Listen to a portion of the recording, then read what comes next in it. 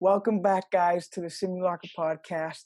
Today is episode 11, and joining me is father of an ex-guest, the Johnny Miles. You want to go ahead and introduce yourself? Yeah, sure. Thanks, Cisco. My name's Johnny Miles, and yeah, I don't know what you want to know. I live here in Las Vegas. And I'm a performer, a musician, and an actor, and yeah, we're going to get into it today. So I'm excited. Definitely. So you want to go ahead and tell people what show you work at here in Las Vegas? Sure. Yeah, sure. I'm at Mystere right now. Mystere is one of the shows by Cirque du Soleil, and I've been there for about 3 years. Before that, I kicked around a little bit. I was in a show at the Wynn called Le Rêve, which is a big water spectacular, big circus show, and I was there for about 8.5 years. And we've been in Las Vegas for let's see, 15 years. I want to say 15 years. Maybe it'll be 16 this coming summer, something like that. So we've been here for a little while. So, very artistic person, very artistic family. And I feel like that's almost considered weird nowadays when everything is so based around technology and these sort of jobs. Do you want to go ahead and how did you find your passion in acting and in music? Um, it's interesting that you say that, like with the e-jobs and everything. I think it's, we can get back to the pandemic and coronavirus and all that kind of stuff. But it's interesting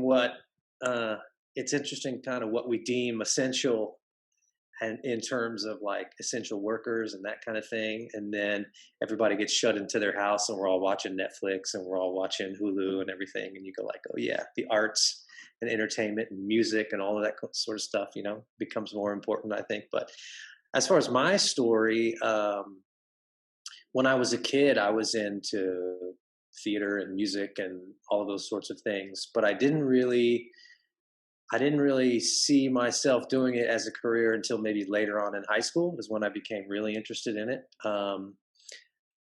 Oddly enough, when I was about 14 or 15, I thought I wanted to be a jet fighter and like fly planes, which is completely the contrast different. There. Yeah. And then it occurred to me at some point, I got smart enough to realize that, I was probably going to end up in the military if I wanted to do that. And I didn't see myself really going the military route. And so long story short is I went to college for theater. I went to Ohio University and I studied theater there. And my parents were supportive. Maybe a little confused, not confused, but just, as a parent, being on this side of it, parent of a couple teenagers, you want your kids to be happy, but there is that little piece of you that thinks like, ooh, something stable would be nice. Yeah, stability. Yeah. Yeah. But I did. I went to school and I studied theater and then moved to New York City pretty soon after college, which was a big step. I had some friends who already lived there. And actually, while I was there, I didn't do a lot of theater, but I started writing some music and recording some music, and I was performing and playing in bands, and met a couple really good friends that ended up playing some music with, and I was doing more of that than I was theater and performing. What was your biggest influence for moving to New York? That's a good question. I think I grew up in a really small town in Ohio, and I just kind of always had this feeling of like not wanting to get out in the sense of like, oh, I can't stand this place. It was a great place to grow up, and but it was small, about 7,000 people in the city. Yeah. I mean, you go to a big school. I went to a high school. Half of that. Oh, the high school that I went to, I graduated with about 150 people in my class. So, everybody knew everybody. But I just wanted to do more. I wanted to kind of get out. I knew I wanted to move away and go to school. I wasn't too far from home, but I was about 3 hours from home, 3.5 hours. So it's far enough that I lived away from home. And actually, right when I graduated, I went to St. Louis. I had a job in St. Louis. I had a little theater there, and I spent about 2 months by myself in St. Louis at this little theater and kind of living in this lady's house who was letting me stay there, who was on the board of directors. But just had an idea that I kind of wanted to get out, and I wanted to kind of do more and see more. And already having friends in New York City, it was enough of a cushion that I wasn't going there just kind of totally by myself. I knew Right. some people who were already there, who I'd gone to school with, but at the same time, it was like, you know, that was what I thought that I wanted to do to try to find that next step, you know. And then once you get there, it's a whole different game. Yeah, I mean that's the thing. It's probably a lot more difficult industry to, chase your career in. It's funny, you don't, or at least I didn't at the time, you don't think about, or at least I didn't think about kind of how big the world is, and how many people are Hmm. trying to do the same thing. And you get told that, and there are, advisors and teachers and, people who tell you, oh, make sure you can do this, or make sure you have this experience or whatever. I think some of the best teachers, some of the best advice that I got from teachers, I had an acting teacher who in college basically said, you hear people say like, "Oh, I want to be an actor. It's all I've ever wanted to do, and that's the only thing that I want to do with my life." And if that's the case, you're going to be really unhappy because you're going to have to do a lot of other things other than just be an actor. And Yeah. that's the case with a lot of things, unless you have this, career path where, again, if you're in the military or if you're studying to be a specific kind of doctor or engineer. But like so many of us now, we start out with an idea of what we want to do, and then we end up doing something else. And in the meantime, you got to find other things that make you happy, other things that you want to do. And also going from small town in Ohio to New York and then ending up in the strip here in Las Vegas. Yeah. How did that happen? Uh, well, we made a pit stop in California for a couple years. While I was in New York, I met my wife, Jessie, and she's actually from California. We were married in California, but we were still living in New York at the time. And then in 2001, actually the summer just before the towers came down, we decided that we just didn't want to be in New York anymore. We'd been there for about 5 years, and it's an amazing city, and there's amazing Definitely. people and food and things to do. But after a while, if you don't have a lot of money, which we didn't have a lot of money at It's the not the time, place to be. the grind started wearing on us after a while. Um, so anyway, we weren't sure what we wanted to do, so we packed up everything we had and we drove across country for about spent 2 weeks and drove to California, and we started there. And then we spent about 2.5 years in California before we moved to Las Vegas. My sister already lived here. Her husband is in the military, very different path than the artist family, but they had to go overseas for a couple years, and so we were going to come here and house sit. We were going to stay for 2 years at the most, and then maybe go back to LA. Not sure, and then cut to almost 16 years, and we've been here ever since. So we never Yeah. left. So, how did you? What were you doing in theater prior to getting a job in Cirque? Okay. Um, How did you sort of put yourself out there, to get a yeah. job as interesting as that? Well, I think part of it is I say luck. Like I don't know how much I believe in good luck. I think it's Hmm. what there's a saying. I'll screw it up, but it's when preparation meets timing, something like that. Luck is when preparation meets timing. So for for me, it really was kind of being in the right place at the right time. But you kind of work to have experiences and to have Yeah. um, things along the way that prepare you so that when the time is right, you're ready to go. But for me, we moved here, like I said, I think in 2000, let's see, summer of 2004. Um, and I was working a day job, and there were a couple at that time, very new, very small little community theaters. And since then, the community theater scene in Vegas has kind of popped up and grown quite a bit. But anyway, at that time, there were a couple little community theaters around town that I was doing a couple shows in for free in the evenings, um, just to try to kind of continue to do something, continue to perform, but certainly no money in it, doing it for the love of it.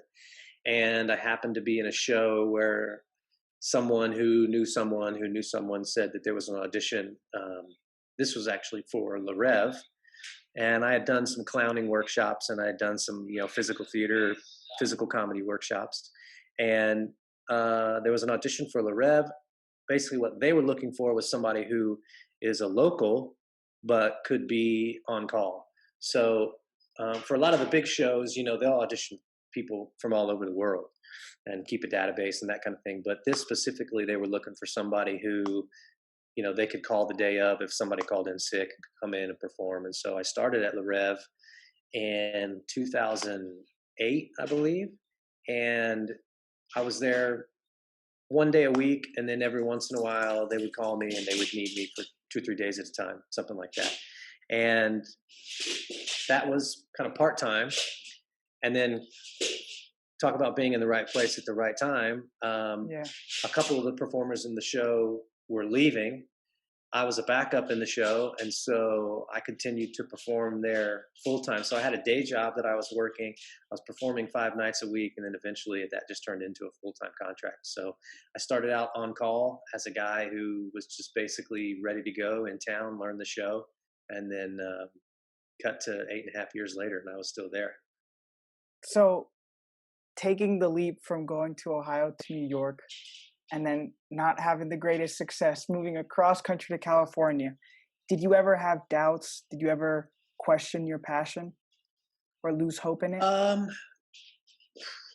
Doubts for sure. I mean, doubts. I still have doubts now. Sometimes you wake up in the middle of the night wondering what you're doing. Um, I will say like I never lost any kind of passion for it. You know, Right. I think it morphs into different things. Early on, I was pretty sure I was going to be making a living as a musician. Um, and then the theater thing didn't seem very viable. It didn't seem like, um, I wasn't, I didn't have goals of kind of performing on Broadway or being in musical theater. And I started feeling like, well, maybe that's just going to be kind of a hobby. But again, when we moved to Las Vegas, I was working during the day, but I was still doing community theater at night because A, I loved doing it, and B, you never know at some point if you're going to get offered some kind of job and you want to kind of keep those muscles moving and Right. continue to work. Um, so again, I think it morphs from you know it changes shape, kind of what you see um, as a hobby and a passion can kind of shift a little bit.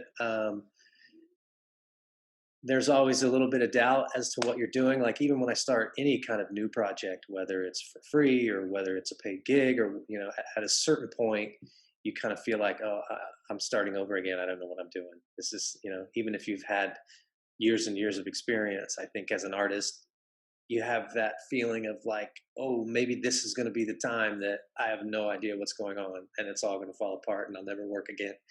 You know. Um, but like I said before too, if you have other things that keep you happy, and if you have other passions and you have other ideas of things that you want to do, you can always kind of fall back on that. So And you studied theater in college and you wanted to be an actor, but ended up landing a circ job. I'm assuming that's a lot more of a physical role. my particular role is, most of them can be. That is true. I think, um, some of what I studied in college certainly transfers over. Um, my particular role in Mystere, I have to use my voice. So a lot of the vocal training and filling up that big space. The theater has 1,600 seats, and some of the Wow. physical stuff. But it's also, again, each thing we do is kind of a building block for where we end up. You know, for that next thing. There were people that I met in the community theater who became good friends, and then you do a physical acting workshop and you do some stuff physically, and then through that you meet a person that says like, oh, I know this guy, and he happens to be one of the assistants to the casting of so and so, and they're doing a clowning workshop. And so I worked with some people who um, would do clowning workshops and physical acting workshops, and then through that you meet people who are cirque performers. And I got involved in a group of people of performers who were essentially we're all clowns on the strip, or cirque performers at least, not all clowns, but some sort of uh, performers on the strip. And we had a late night cabaret that we used to do for a few years. It was called 12:30 Show, and we performed like 12:30 on a Saturday night.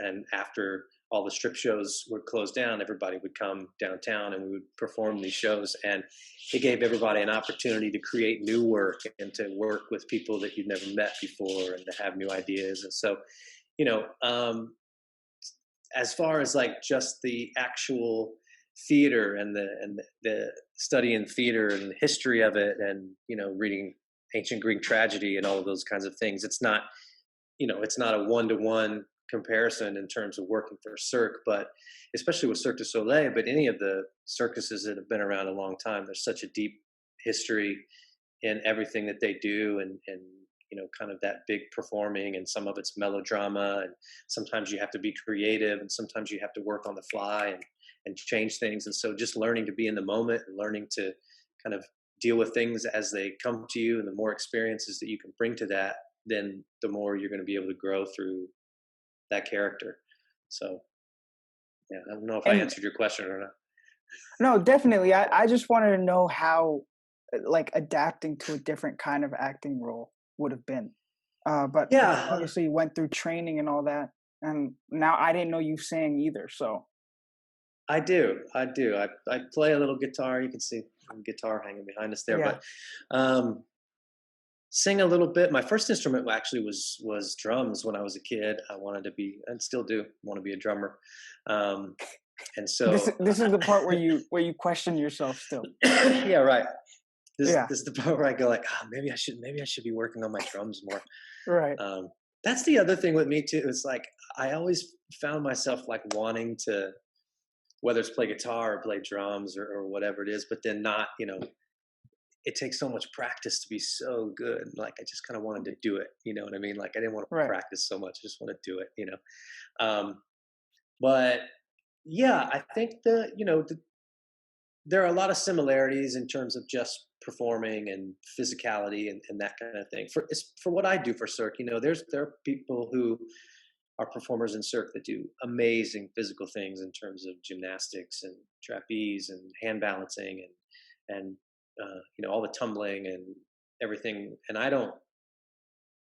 not involved in any of that. You know what I mean? Yeah. My Yeah. character that I play is physical, and I climb up and down a pole and a ladder, and that's about it. I do get to tumble into a mat from time to time, but I think what does translate, and what is part of that crossover, like I said, is just you take experiences of um, not only the work that you're doing, but working with all kinds of different people. I mean, especially for us in the circus, I mean, there are people literally from all over the world, and they're all here in Las Vegas. And you're learning to navigate and negotiate 50, 60, 70 people backstage, and different personalities, and meeting people from all over the place, and learning to work with people who have completely different background than you.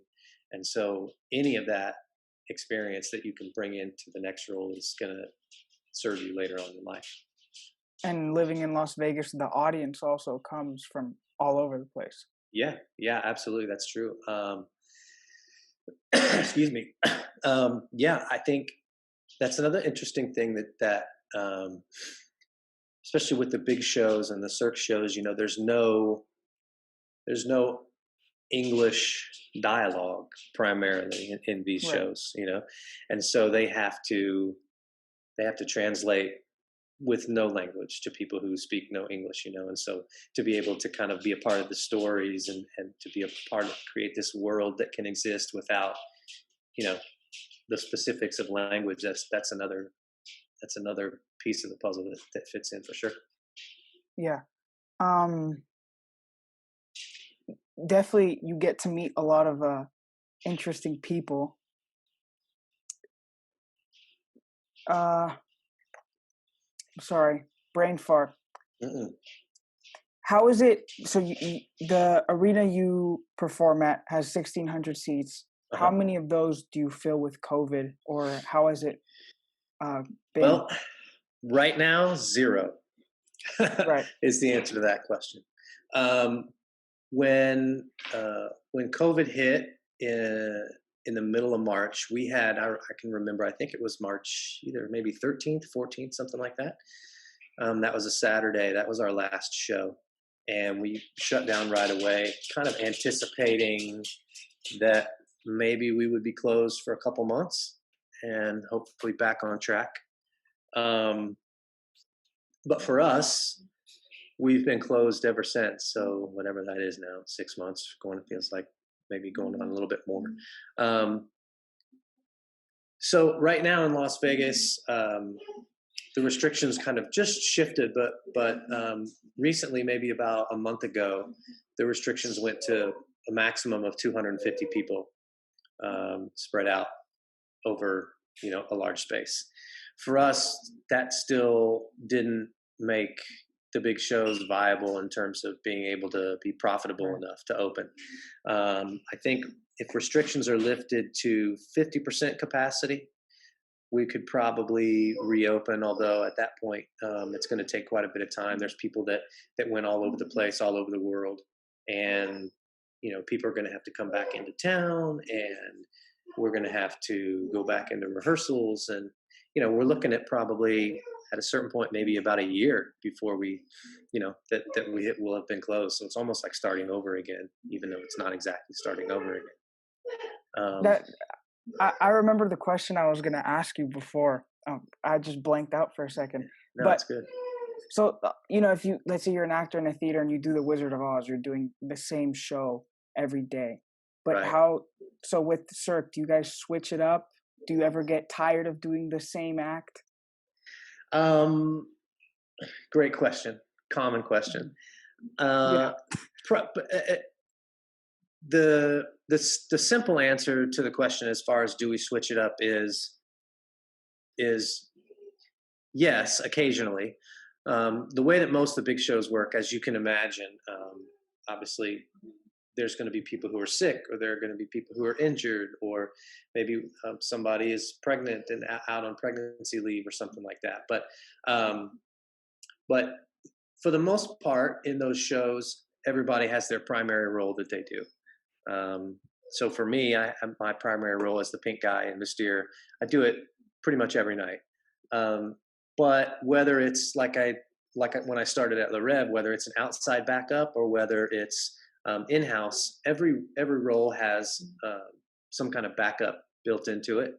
In case if you play a certain role and you get sick, I might have to go in for you. So I might learn your role that you're doing, but that's not my primary role. So maybe once every several weeks, it might get switched up a little bit.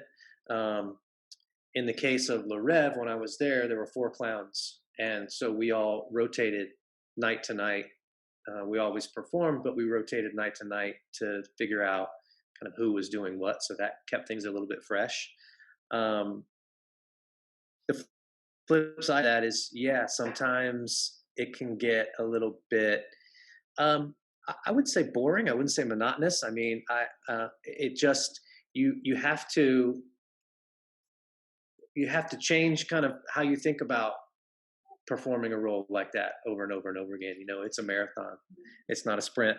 And so you, you have to have this mentality of, I'm not, I'm not doing this for a 3-week run or a 4-week run and like get the most out of it, and then I can rest when I'm done. And so there's a longevity that you kind of have to change your mentality of I'm going to be doing this night after night after night.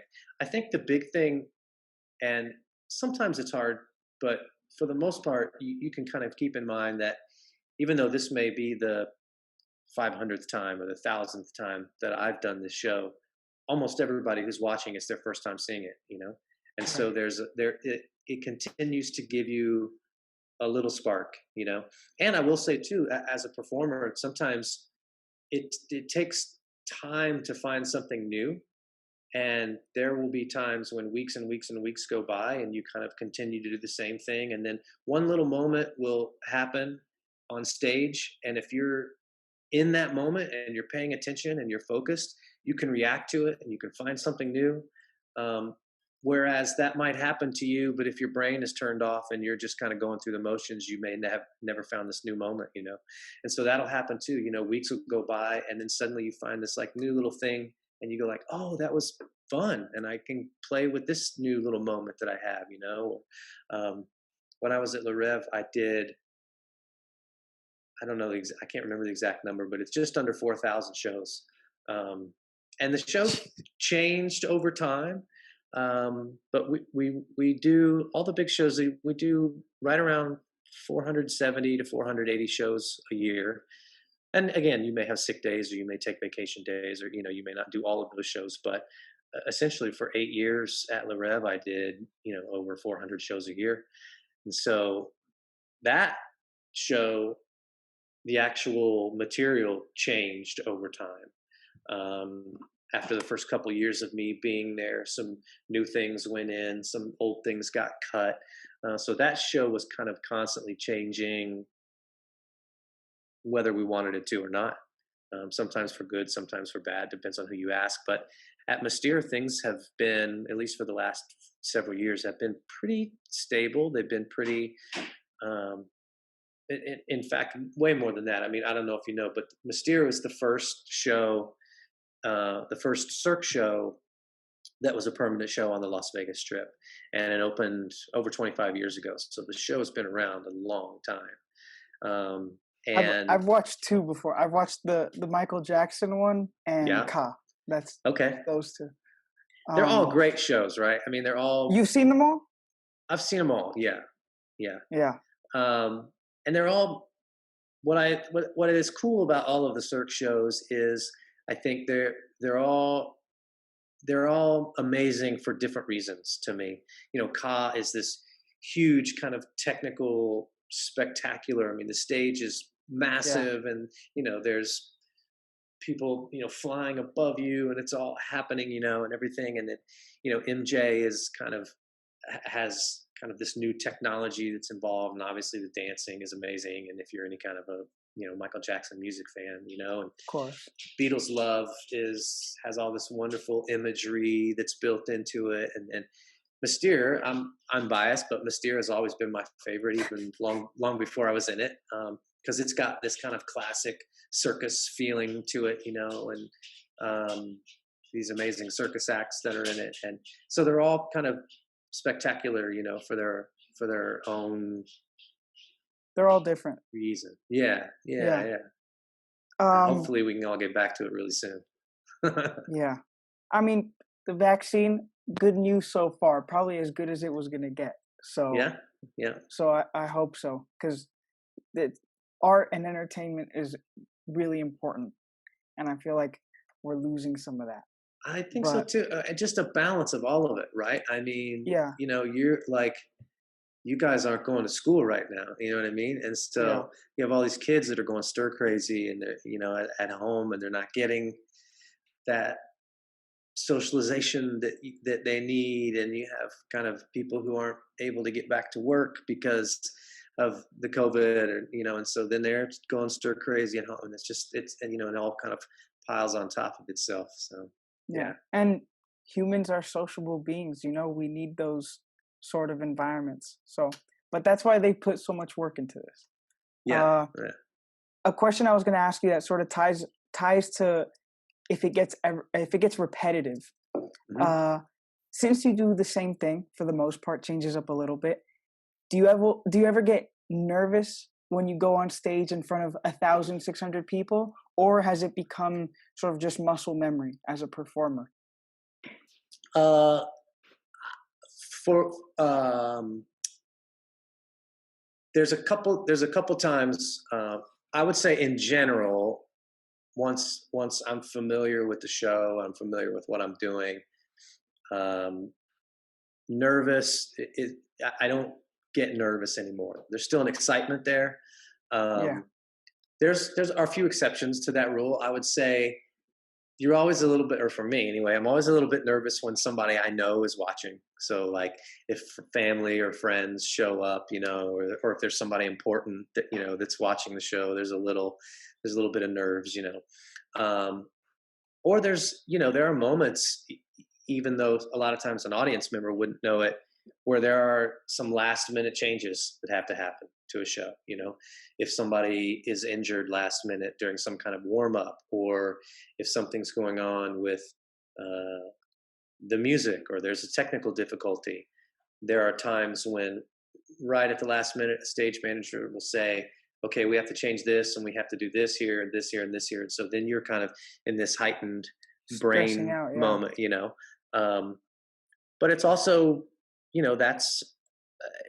that's also something that comes with experience, and Right. the more you've kind of been in a moment like that, even if it's not the exact same moment, maybe there was another show that something similar happened. Your brain goes, you've done this before, not exactly the same, but you've done it before, so you can deal with this. So there's some nerves that happen. Anytime there's something new, anytime there's like I said, somebody special that you kind of know is watching a little bit, but it also that, I always say to people that if you're a little bit nervous, that's good. That means it matters to you. You know, That's true. if you weren't nervous at all, then it would just mean like, you didn't care. And maybe a little bit more personal. Have you ever messed up on show? Oh How my do you recover gosh. from it? Yeah. Yeah, I have. I mean, if you do it long enough, Yeah. you're gonna screw things up. Um, I remember specifically there was one time when we're talking about Mysterio, we might as well just stick with it. I mean, I've messed up plenty of shows. I've had music gigs where I've forgotten lyrics to my own songs before, But um, there was not too long ago, the character that I do in Mysterio comes out and he gives an opening speech, basically, and he welcomes everybody to the theater. And the way that it works is I have this kind of giant puppet, and I speak gibberish, and then the puppet speaks kind of this broken English, and basically tells people to turn off their cell phones and tell some jokes, Yeah, yeah. and I had been doing the show for well over a year. I mean, probably going on close to 2 years. So however many shows that is, um, hundreds of shows, and I came out and just forgot what I was saying.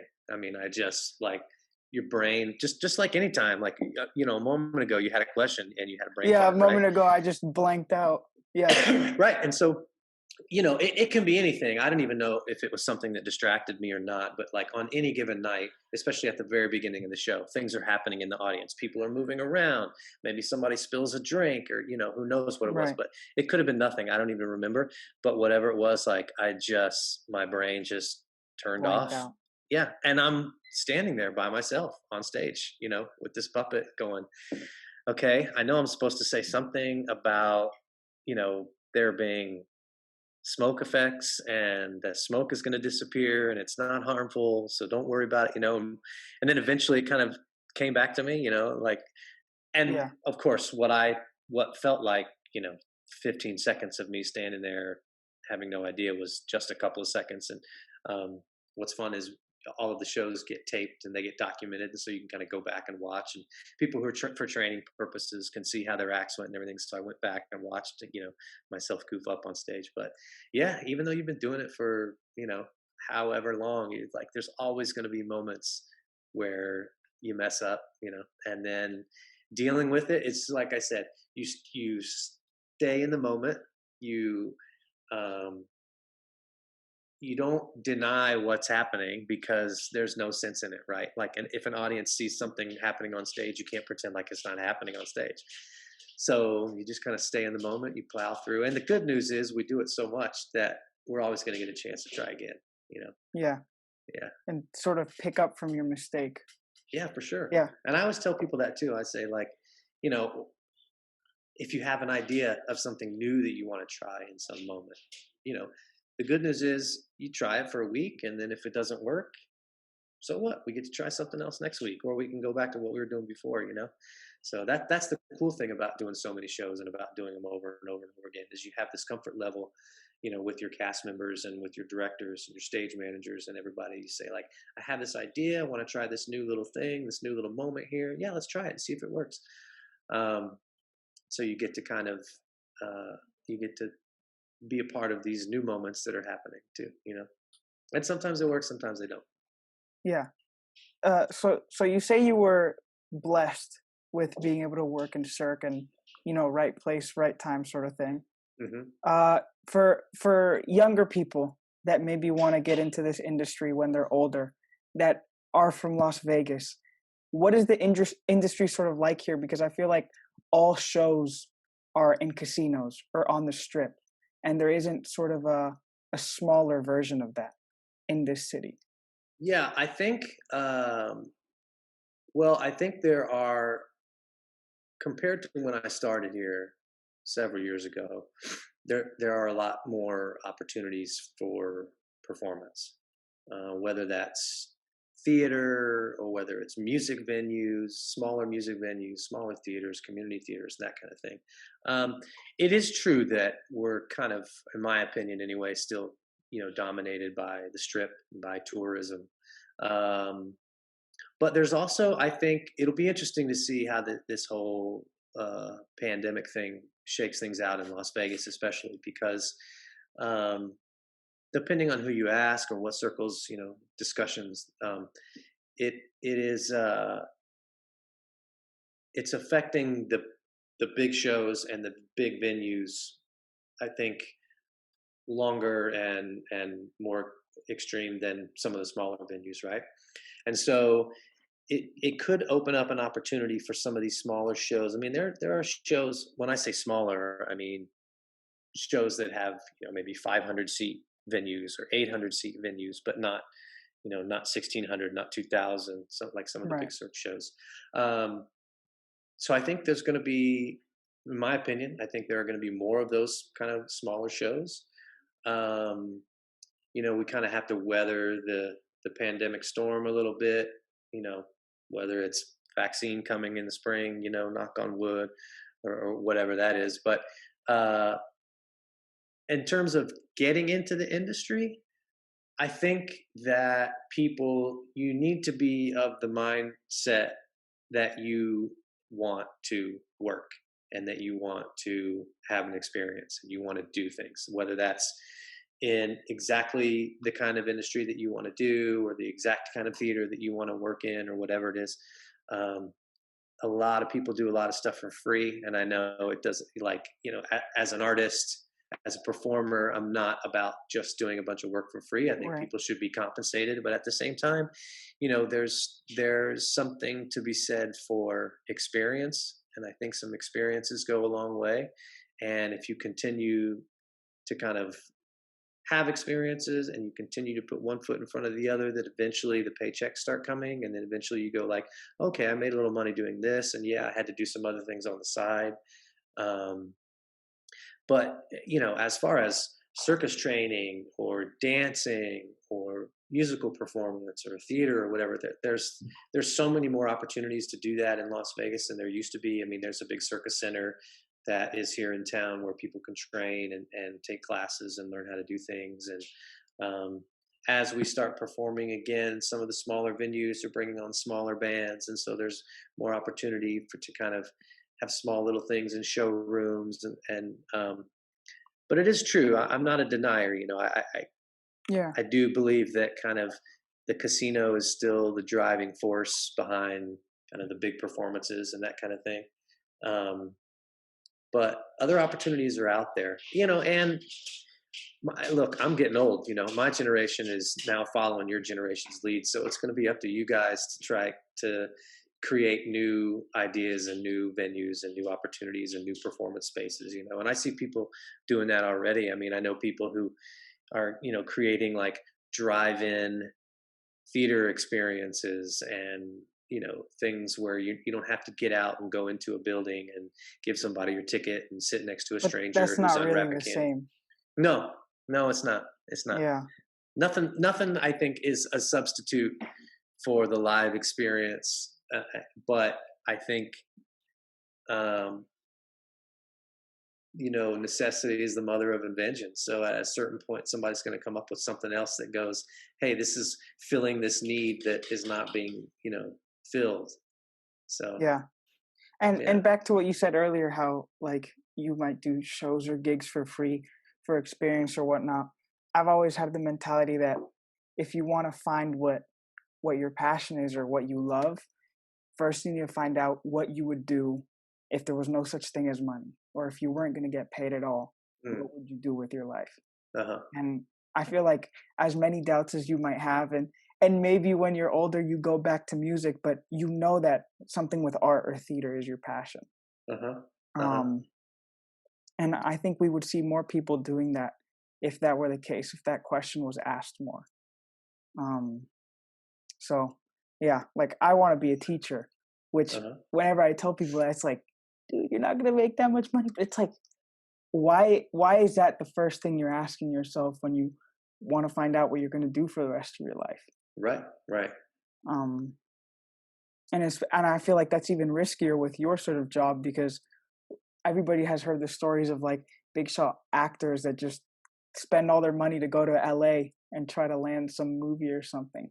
Yeah, well, and I Um, think that's what we're talking about when it's like, uh, having things that you're passionate about, that you want to do, that don't necessarily, you know, define your career. You know what I mean? mhm, Because look, there are all kinds of teachers who do other things, and you may find something that you're passionate about that is a money making opportunity, and you're also teaching at the same time. You know what I mean? So I exactly. think I think the days of having an idea of what your career is going to be, you're going to study that, and then doing it for the next 40 years, like it's just not. I don't think most people do that anymore. And I mean, when you were doing theater in college, you would have never pictured yourself in Las Vegas, most likely. No, never. I wouldn't have known what I would even be doing there. Like Yeah. I didn't like. I always the first Cirque show I saw when I was living in New York. It was on tour. It was called Kidam, and it would have been probably in maybe 1999. And I remember seeing it and thinking, I want to be a part of that. But my next thought was like, I don't know what I would do, because I Right. can't I can't tumble, and I can't fly through the air, and I can't, do amazing juggling, and or all the things that you see all of these amazing performers do. You know, so yeah, that I watch it and go like, yeah, that'd be amazing. I would love to be a part of something like that. But then you think like, what can I do? Like I can play the guitar a little bit, Yeah. and I studied, theater, and I can I can do lines from Waiting for Godot, but that's not the same thing. But then cut to however many years later, and then I'm a part of something because of the the journey and the experiences, and like doing other things. When we lived in California, I was a teacher at a private school. I taught math to sixth, seventh, and eighth graders, math and basic geometry, and did a little bit of theater and like coaching basketball, and Yeah. flag football and stuff like that. And now, when I was 17, did I think like, oh, someday I'm going to move to California and live in a crappy 2-bedroom apartment in the valley and be a teacher at a at a No. little private school? No, but that was Yeah. a step in the journey. While I was Exactly. doing that, you still kind of have your eye on the prize of these other things that you want to be doing. And um, so so yeah, That's the I thing. mean, Things take time, and everybody has their own path. Um, and also maybe the times that you grew up in, you weren't surrounded by so many distractions like phones and social media and all this stuff. So if you found art and you loved movies and you love this sort of thing, you could stick to it. And now I feel like asking people what they want to do for the rest of their lives and expecting them to know at 17, 18 years old is kind of crazy. yeah. Um, Well, I think it's been crazy for the last however many hundreds of years that it's been happening. yeah, You know what I mean? But I will say regardless, that yeah. I will say this. for me, kind of the phone, the computer, the technology. I'm not a hater when it comes to all of that kind of stuff. Do I think that Mhm. it can be distracting and overstimulating? And yes, I mean all of the above. Well, But I also there's think definitely a that beautiful side to it because this wouldn't be happening. yeah, I mean this wouldn't be happening, and Exactly. you have you have the opportunity literally at your fingertips, literally in your pocket to like learn about anything that you want to learn about, you know? Of course, And yeah. so when I was 17, yeah, I wanted to study theater and I went to school and I studied theater and I learned from some amazing professors and wasn't distracted by some of the things that, kind of your generation or previous generation could be distracted by. But yet I didn't have the opportunity to you know Explore. yeah, to Yeah. explore and to not only to learn about the world but to learn about kind of what opportunities may exist. I didn't uh, for better or worse, I wasn't sure what it was going to be like when I went to New York. I knew kind of what you saw in movies and TV shows and what you read about, and then kind of the real life experience that my friends had who were already there. But now you have the opportunity to really do like real research on places that sound interesting to you and things Yeah. that sound interesting to you, and to meet a whole community of people who are interested in those same things online. I mean, I have obviously like my youngest son, he has a world of friends who live all over the country that he talks to on a regular basis because they have things in common online, and that's not that same physical thing that we were talking about earlier and the But socialization. You're still, missing that. you can But share.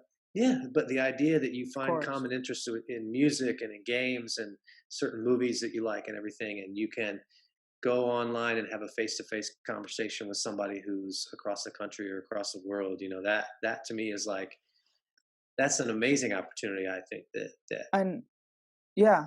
And also I had a film student I think 2 weeks back, and for example, for him, he can benefit from having any movie from any time at his hands. yeah, Or I have friends that do music and they're self-taught and they've learned so much just researching on the internet, watching videos, how to yeah, use these production programs.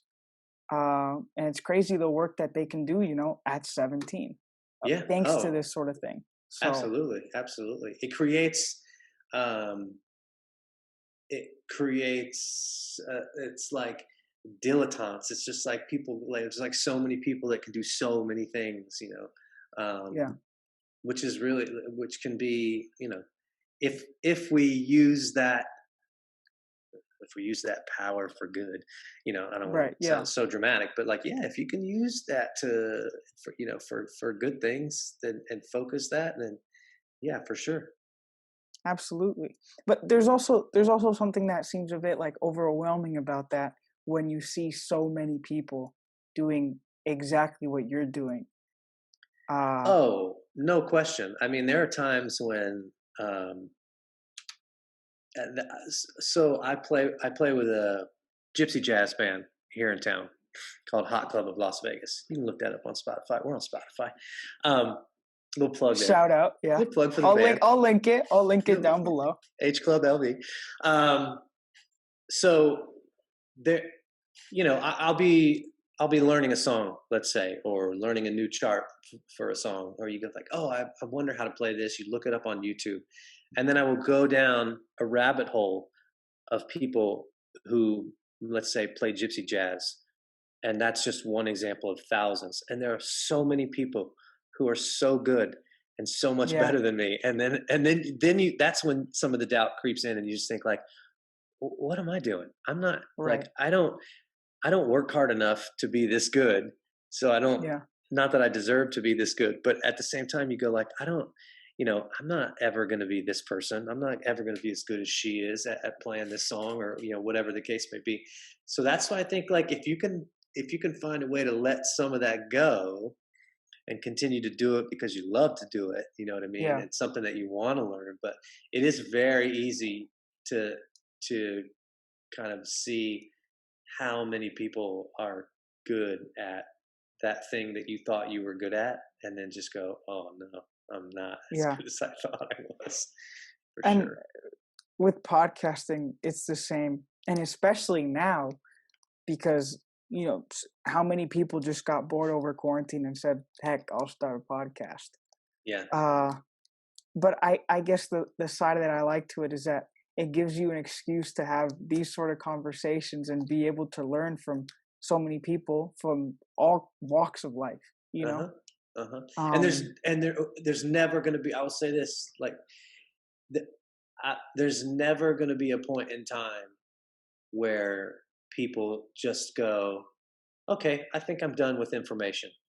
People are all like, yeah, people are always going to want information. They're always going to want content, and they're always going to be looking for something, you know. hmm And so if you can put something out that's, I mean, I'm sure I don't know a lot about podcasting and everything, but it just in terms of the content itself, it's like if you're putting something out that's quality and you continue to do your best with it and you continue to push it in a way that you feel good about pushing it, like people want that content, because for every great, you know, podcast that's out there, there are 500,000 podcasts that are terrible, that have no yeah. content or that just don't speak to other people in a way that yours might speak to somebody. And like you said, you kind of have to ignore the other ones and just do it because you enjoy it. Yeah, Um, you have to. You have to. If you're not enjoying it, then I have a good buddy who shout out Tyler Williams. He he's a musician friend of mine. He's a bass player, amazing bass player, and he was the musical director at Le Rev when I left. He used to say, and still does say, I talk about him like he's dead. He's still around. Tyler says, in terms of a gig, you have to have. There are three things, right? The money's good, the gig is good, which means like the music you're playing or the show that you're doing or whatever, and the hang is good. So the people that you're with, and you have to have two out of three of those things. So if you're getting paid good money and the people are good, but the music sucks, that's okay because you're still making good money and you're still hanging with people that you yeah, like, right? Or if the people are terrible, but you love the show and you love the money, or if the money's terrible, but you love the show and so two out of three, like the money, the people, and the gig. So, yeah. if you're having fun doing the podcast and you love the people that you're having conversations with, if you're not getting paid yet, that's okay. You know what I mean? And it just hit me like a week ago when I was like, okay, I'm doing an episode a week and I'm lining up guests and whatnot. And then it's like, wait, I'm not getting paid a penny, but it doesn't matter to me, you Right. know? And that's I, like, I don't even check how many views it gets or anything because that doesn't matter. Um, Well, yeah, and you just want to keep pushing forward anyway, right? exactly. Like if you And get if wrapped up in your views, then you're going to get bogged down in the numbers and all that you're kind of going to stuff, lose sight of why you started it. right? Um, and if it ends up doing good and can sustain me financially, then awesome, awesome. Yeah. But that's not like the purpose. Uh, but yeah, one thing that I was also thinking about the other day is how many people do music now, and you can there's Spotify and you could promote your music on social media or whatever, and how hard it must have been for musicians back in the day to just they would have to do little gigs or they would have to blow up just in their city, and then how would they grow nationally? How I don't know how the music scene was back in the day, Uh, yeah. I mean, and the music was better eh, too. it's a Let's just great. put that Well, out there. you said it, I didn't, but okay. I mean, there's some great music that's being made now too. You know what I mean? Like, again, I won't deny that, but um, I guess I guess the truth is like I'm not even really sure how the music industry worked. Um, I never clearly made it big in the music industry, or did I really, have some big lofty goal of making it big in the music industry. But uh, it was literally and figuratively just kind of more analog. When I moved to New York, it would have been in the late '90s, and I played a lot of coffee shops, and I think that people are still doing that, but you know, again, for better or worse, the ability to distribute your music has become, remarkably simple with a couple of clicks of the button. Yeah. And you couldn't do that. And so um, I did some recording in some recording studios and recorded a couple CDs, and you would kind of try to sell those CDs out of your guitar case and at gigs. There would be things like showcases where they would have singer songwriters and a bunch of people would show up and you'd do open mic nights, that kind of thing. um, but it wasn't as much about kind of that self distribution as it is these days. um, so in a way it's great because it's easy and you can record at home and you can put it all online, and you don't have to press CDs. But the flip side of that is, there are so many more people now who have access to be able to do that, and so to kind of stand out, and to be kind of special gets harder and harder and harder because, like we've talked about, so many people can do it. And uh, you just mentioned how about I didn't make it big in the music scene or whatever. I was just wondering, when you got into theater and that's what you decided you wanted to study, what were your goals? Was it to be a big time actor? Like, where did you see yourself doing that? And how have uh, those goals changed over time? I uh, was probably not as goal oriented as I should have been in hindsight. But I will say, I think I used to just say, I want to be able to make a living as a performer. I want to be able to make a living as an actor. I didn't really see myself as a professional musician. I always loved music. I loved writing. I loved kind of being a part of bands. I was in a band in college that I played the drums in, and a couple bands in New York, but um, never really. I mean, made some money playing gigs, but never really made any kind of career doing that. But I always, in the back of my head, thought if I could be some sort of performer and make a living doing that, I didn't. It wasn't about being rich. It wasn't about being famous. Although maybe when I was a little kid, I used to think I wanted to Yeah. be on TV or something like that. But I didn't ever really see myself as kind of like, oh, I want to be a movie star someday, or I want to be a famous Broadway actor, or whatever. Like I wanted to be able to kind of make a career in it, and I wasn't really sure what that meant.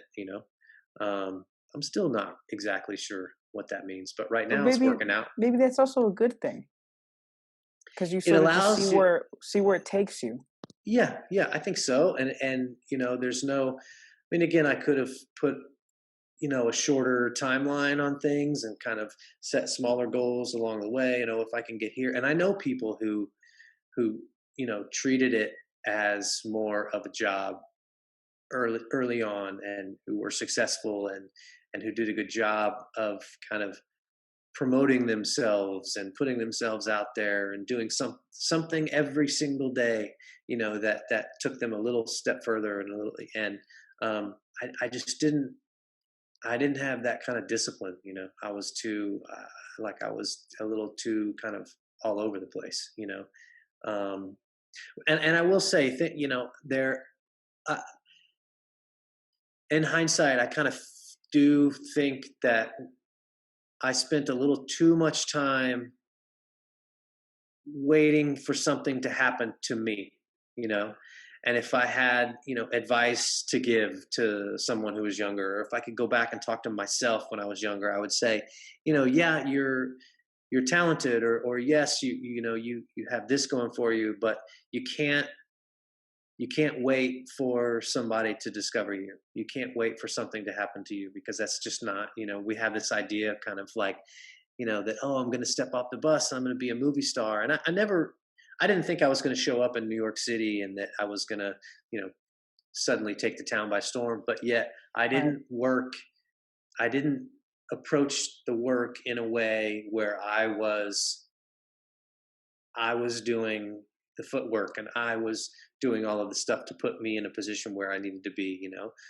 Eventually that kind of fell into place, but I will say that it didn't start happening until I was kind of doing that for myself here. You know, when you're talented and you're waiting for somebody to notice how talented you are, there's a whole bunch of other people who are just as talented as you are that are doing the work. Like like they say, like hard work beats talent that's not working, you know? Hmm. Hmm. Um, Luke did tell me the other day that you actually auditioned when the Blue Man Group was being founded. You want to tell Yeah, that story, y- or how did it go exactly? I hold on. I'm gonna cough real quick.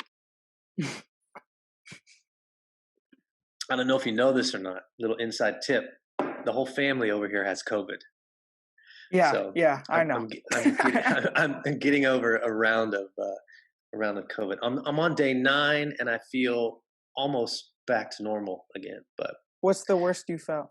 um, well, the first few days were kind of like chills and fever, and then for me after that it turned into kind of some head congestion, and so that like tight chest and congestion. But it's weird. It's like during the day you kind of feel okay, and then at nighttime you feel a little worse, and then you wake up in the morning and you had a terrible night's sleep, and so then you start feeling a little bit better as the day goes on. But I didn't feel it. Just it definitely has felt like we've had the flu for about a week, um, but we're all kind of on the up and we're Yeah, on the mend. recovering. So yeah, but every once in a while I still get a little tightness in the whole chest. But the Blue Man Group, I actually auditioned for Blue Man Group a couple times. The first time was when we were living in New York City, and it was pretty early on. I don't remember exactly what year Blue Man opened, um, but it was. They have a theater on Astor Place. I don't even know if it's still there or not. I don't know, um, but I auditioned for the Blue Man Group there, and that was a very brief audition. And I was kind of young and didn't know what I was doing at the time. But then here in town, several years ago, also auditioned for Blue Man and went through a 2 or 3 day process with them. The first day is basically an open audition where they bring a bunch of people in and they listen to you drum. Uh, and I remember them asking me, do I consider myself a drummer who can act or an actor who can drum? And I don't know if I was right or not, but I said I'm an actor who can drum. Um, but that I didn't really do either of those things horribly well. Um, and then on the second day, they brought us back in, a few people back in, and we did some acting exercises, and we met some of the people who were current Blue Men and backstage. And then I actually went all the way to what they call Bald and Blue, which is on day 3. They put you in the actual makeup and the costume, and they teach you part of the show, and then you perform part of the show in front of people and everything. And I I thought it went really, really well, and we were into day 3, and I mean, Blue Man Group to me was like that was it, like if I could Yeah, be a Blue Man, that was you like made it. so badass. Yeah, yeah. I mean, like even still, I have good friends who shout out Marcus Weiss, shout out Mike Rahal, Tim Allmiller. I have good friends who have worked for them and worked for them for years, and amazing company to work for, and all that good stuff. Shout out Becca Hollis. But um, to me, it was like, oh, if I could be a Blue Man, like I could do that for the next 20 years. Like I just You always made it. loved the show and Yeah. loved everything about it. And yeah, I got a call a couple of days after that and said, everything went really, really well, but we're going to go in a different direction. And I was just like, I don't know what to Broken. do. Yeah, not broken, but it is it's a reminder that you get to a certain point where you think like, oh, I think I have a pretty good finger on the pulse of this and kind of what they're looking for and the vibe of the show and know people in the show and everything. And it was still like, no, I'm probably not tall enough to be a Blue Man, to be honest with you. They say that their requirements are you have to be between 5'10" and 6'2". And I mean, if I wear like some good size shoes, Shoes, yeah. and puff up my hair on top, I might be 5'10" on a good day. And as you can see, that's not going to happen. So, Gotta um, rely on the shoes. yeah, you got to rely on the lifts. Yeah, but this was back when you were in New York. Well, the first time, yeah, first time it was in New York, and that was brief. That audition was like a one-time audition, and I was young and didn't know what I was doing, which would have Right. been probably 1998, probably something like that. And I don't even know at that time if they had a Las Vegas show. They had a show in New York. I think they had a show in Boston at the time, maybe Chicago. I'm not sure if the Las Vegas show had opened.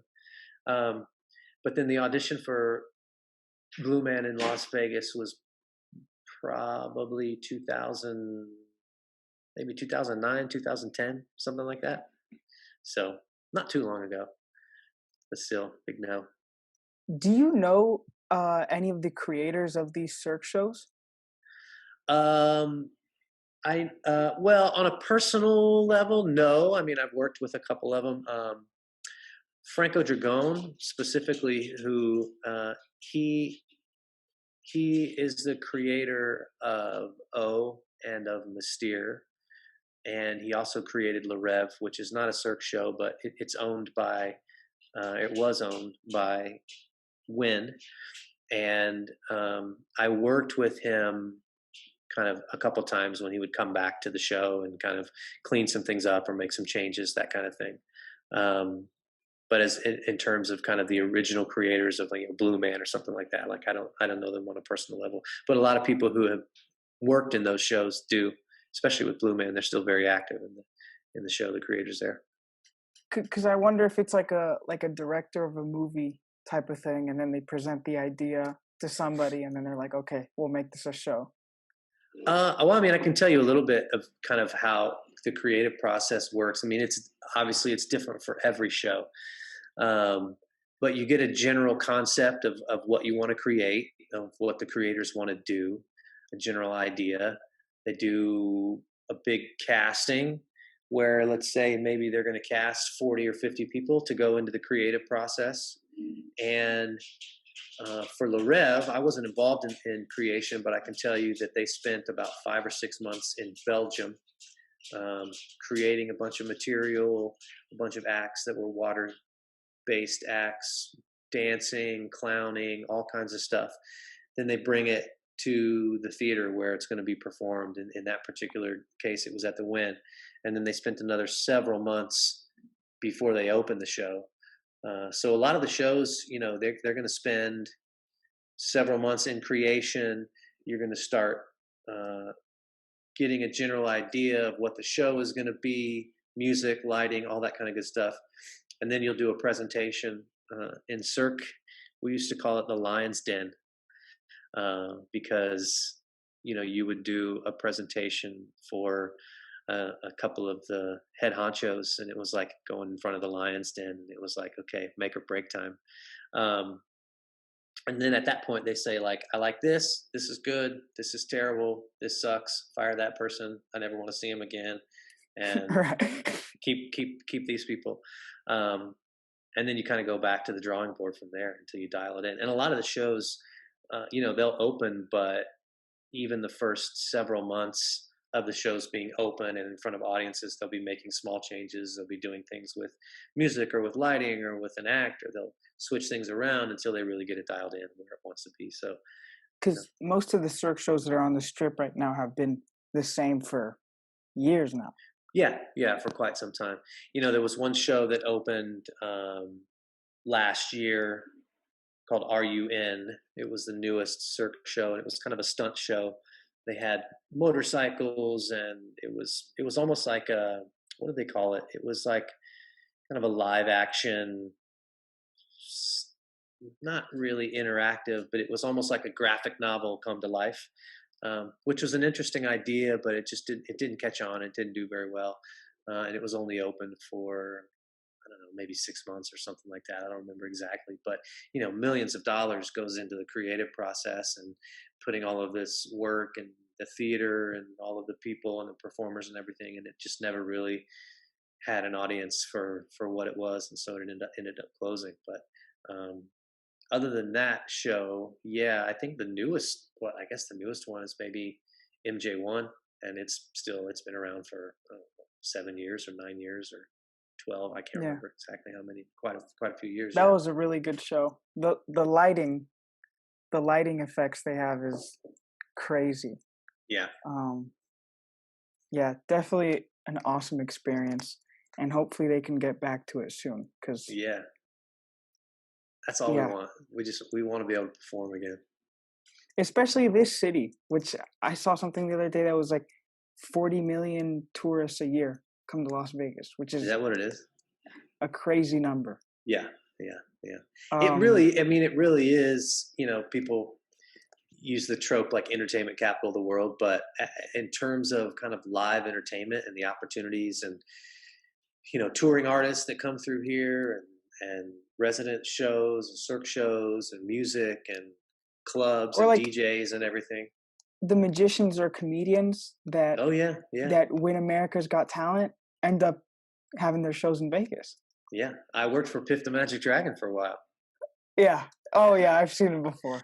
Yeah, He's he's good. great. He's got a great show. He's doing it, and actually, he's somebody who has used this kind of online thing and created a really interesting show. He does an online interactive show. Shout out Piff the Magic Dragon. Um, he does an online interactive show where it's via Zoom, and I think it's maybe like 50 people per show or something like that. But he's able to bring people in, and he has volunteers that he does tricks for, and it's really like I don't even want to ruin it, but I've helped him. I'm not even going to say worked on his show, but like I've helped him Uh-huh. a couple times when he's needed it during the pandemic for his online show that he does. Such a cool online show. But he has a live show here too at the Flamingo, um, and I used to work for him and kind of help out backstage and do some stuff for him too. So yeah, yeah, It's it's a easier lot of for him to entertainment. recreate himself in these times because it's more of like an independent show. Yeah, I mean, he's got some other people that, um, he's got producers and he's trying to find a way to, just like the rest of us, to get back to the big theater show.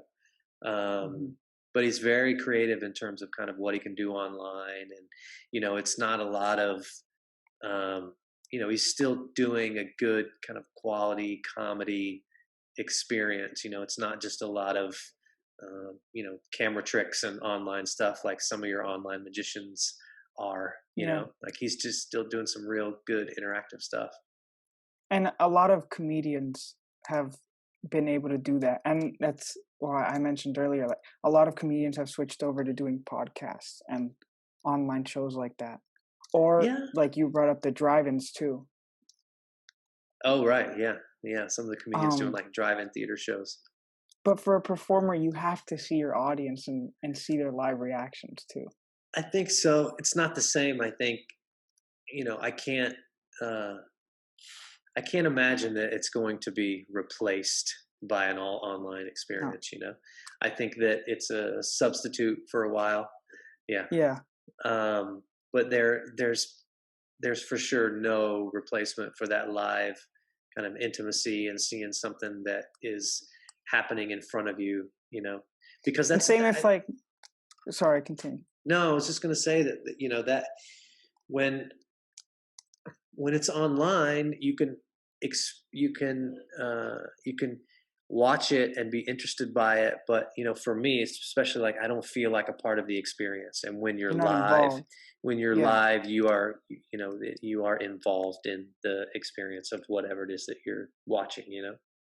And same if they like, so many jobs are going to be automated in the future. You can't automate performers or singers or Yeah, artists or yeah. actors.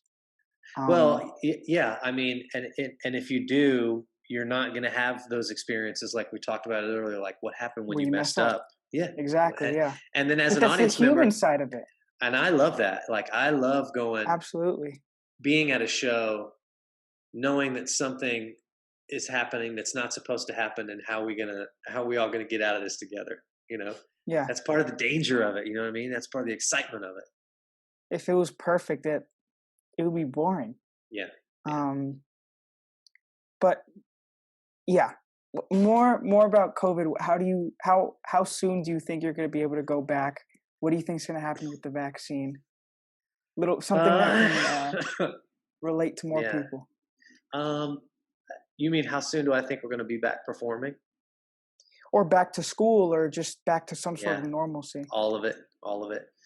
Uh, I think my own personal opinion, more and more, I think that we're on a path to vaccines, and that we're not going to get back to normal until we have kind of a widespread, vaccine. I think for a while there was a little bit of hope of like, oh, we're gonna flatten the curve, and we're all going to be able to kind of get back to normal a little bit, and as long as we wear masks, we're going to be going back to school, and we're going to be back in the you know in the theaters and everything, and more it seems like that's not going to happen until there's kind of a widespread vaccine. Time frame wise, I don't know. I'm not smart enough to know when it's going to happen, whether it's Yeah. the spring or summertime. I wish you guys would be back to school, but if I had to put money on it, I would say that maybe this year is a wash. This year looks like it's going to finish online, um, Yeah. which is a shame. So best guess is we all get an opportunity to take a vaccine if we want it to get back to normal, and then maybe by the summertime, we start Are kind you of. lining up for it? I mean, look, I don't worry about it. Yeah. Look, I don't know if I need it because now I have COVID. So Yeah. Yeah. Yeah. Yeah. maybe, I don't know if you can. I think you can. There are cases where people have gotten it more than once, but it's pretty rare. Um, that being said, it wouldn't surprise me if places like casinos and shows and restaurant workers and healthcare providers and all that kind of stuff have to have it before they can come back to work. And if that's the case, I'll take it. Yeah. You know, I'm not a kooky anti-vaxxer or anything like that. But Yeah. am I I guess that's lining what. up? Will I be first in line? No. Probably I mean, I not, but don't it think won't we. matter. I don't think we can be either because it's Right. going to be like doctors and nurses first. Mm-hmm. Mm-hmm. Um. Yeah. But yeah, I guess that's sort of what I was trying to reference before when I was talking about all the distractions and everything. I feel like, yeah, we have a lot of information out there, but there's a lot of misinformation too. And Yeah. so there's so much skepticism about the things going on right now.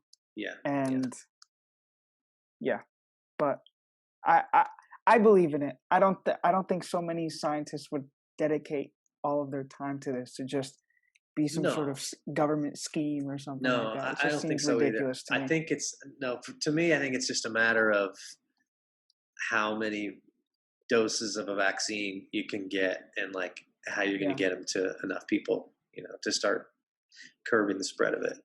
Um, Well, supposedly, like the United States is, and some European countries are going to get it first, and it might take another year for less developed countries or in South America or Africa or Asia to yeah, finally get the vaccine. So I can't imagine. I don't know how I Can feel you? about that either. No, I know. Can you imagine like being responsible for making the decision for like Yeah, who gets who it gets it and first? where it goes? And it's money though, right? It's got to be money. It's got to be like whoever can pony up the most money to get it to where they need it, Yeah, which is a shame. but politics is never going to be a clean game like that. So, No, never has been. but I'm too young to talk about politics, anyways. Why? Well, I mean, I can't vote, and I'm also not as educated. I haven't, I've only seen really one presidency or one and a half. Yeah, but and you've seen an interesting one, but you have you have a perspective that somebody who has, you know, 50 years of experience in the world has a different perspective, or 80 years of experience in the world, Yeah, you know. So and I wouldn't and I we do wouldn't need to say be that you. involved. Yeah, I would say that every voice is an interesting voice. Yeah, you need to be involved in politics to be like a functioning member of a democracy. But I just don't want to speak on it as much because, again, not as educated on it. So Yeah, but sometimes people's education and what they've learned gets in the way of being able to think about something in a new way, and they get bogged down into what they already think they know, you know. Yeah, So fresh perspective can be good. definitely. Yeah, more progressive in that sense. I could just Yeah. say that. I think anything else in a world developing this quickly is just you're just going to be left behind. So, uh, yeah, this was a good conversation. I feel like I've had some super interesting guests. Last time I had someone who worked with augmented reality, AI, and was a freestyle skateboarder, a Wow. film student, someone on the more psychedelic side. I've just learned so much. And so thank you for coming on. This I was feel really so. interesting. You're welcome. I feel so boring compared to people who know about augmented No, reality. I, as the host, I'm the one that feels boring having these kind of people on. Yeah, but you But get to have these amazing experiences and these amazing conversations. It's very cool what you're doing. Very cool. yeah, but I mean, uh, someone from small town Ohio that ended up being on a Cirque show, that's a story to tell. Um, and definitely an interesting job too. So Yeah, thank I you for love it. coming on. Yeah, my pleasure, Uh, Cisco. and I have told the people that come on that hopefully when we can do this in person or when everything's back to normal, sort of do a second episode and give a life update Yeah, that would on be great. how things are going. I love it. So yeah, I'll link your Instagram and your music and just send me anything you want me to put and I'll put it there. I will. Uh, and yeah, thank you guys for watching. This has been episode 11. Another episode next week, as always. I don't know if I'm doing a Christmas break. I don't know how that's going to work.